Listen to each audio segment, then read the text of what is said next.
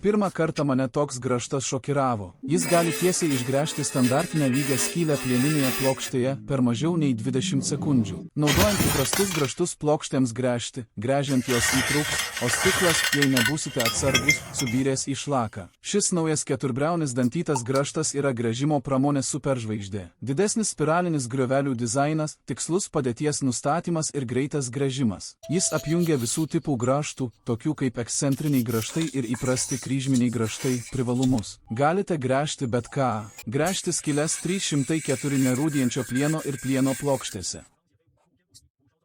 Gręžti skyles stikle. Gręžti skyles gofruotose plytose ir raudonose plytose. Gręžti skyles tokio storo kvadratinio vamzdžio viduryje. Gręžti skyles betone. Skyrybų gręžimas 1 cm plieninėje plokštėje taip pat atliekamas vienu ypu.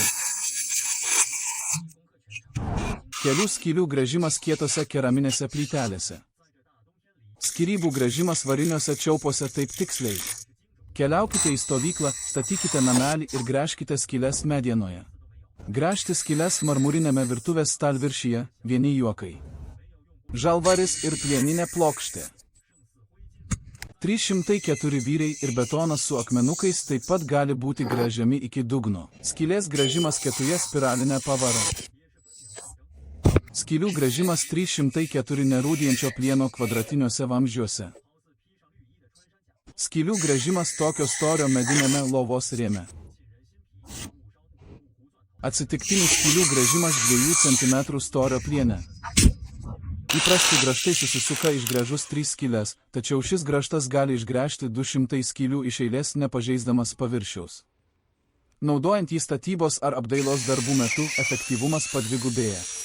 Dabar kaina maža, o sąnaudų santykis labai didelis. Neperdėsiu sakydamas, kad tai numeris 1 gręžimo srityje.